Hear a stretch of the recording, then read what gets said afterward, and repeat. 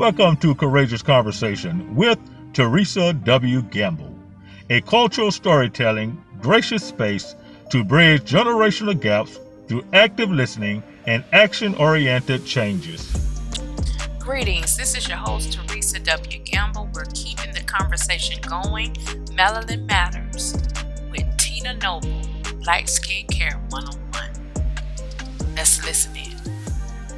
Hyaluronic acids. Got it. Hyaluronic acids, and again, it helps maintain and retain the moisture within our skin. I definitely said avoid the lotions or the real fragrant, fragrant items that have a lot of fragrance in it. Instead, switch to like a cream or an ointment because they're thicker, they'll coat better, and they actually they actually help work to build again that barrier of protection on your skin. We must use sunscreen.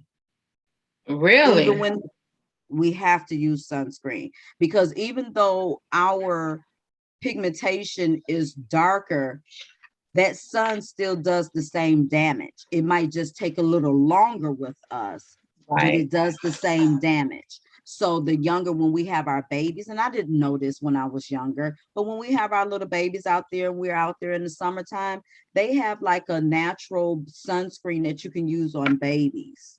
Wow. That's gentle enough for them, but you got to help protect them, because that sun will do damage to you. That sun will burn, and with the ozone layer decreasing and decreasing, we don't have that extra element that's in between the sun and the earth to help give that extra barrier of protection over us. So you definitely have to do it even more, even in the wintertime.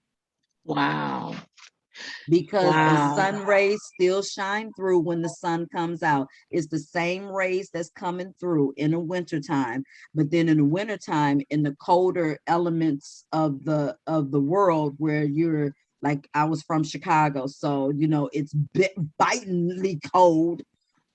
So you're not thinking about the sun, but when the sun does come out, it's still casting off those same rays as it does in the summertime. It's just the element, the wintry, the winter just helps, that sting and that bite, that chill that just makes you think otherwise. But no, it does the same thing. It does the same thing. So what sunscreen products do you recommend for African Americans to purchase? Because there's so many to choose from. Is there a specific brand? You just have to kind of pick and choose and use what works for you. Like for me, over-the-counter sunscreens, if I don't have anything else, because I'm with Rodan and Fields, I love their products. Now, I have very, very sensitive skin. So one of the other things that attracted me to that company was the fact that the products that I used, and when I first got them, I was very, very hesitant, because I've used some very expensive products from the department stores, from the, your Ultras and your Sephoras, and I mean, really expensive products. And it might have started off working well, but then my skin would start reacting after, a few uses, or after a month of use or whatever. So I use my product line because it works for me. You have to really just kind of trial and error. You just really have to do, because even though I'm Black, some Black made products, they do too much. They do too much. They overwork my skin, and my skin never gets the opportunity to do what it's supposed to do. And I mean, even, lines that are created for African Americans through other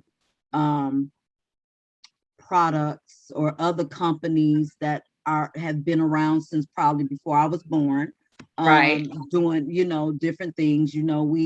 We're big on Mary Kay, we're big on Avon, we're big, and you just have to try different things and figure out what works for you. And if you have super, super, super sensitive skin, then I would suggest over the counter, but that real God, I hate that I can't think of what the name of this is. It starts with a C. I'm going to figure it out. I'm going to figure it out and I'm going to let you know, because that works really well too. That's okay. Go ahead and go ahead and do what you got to do.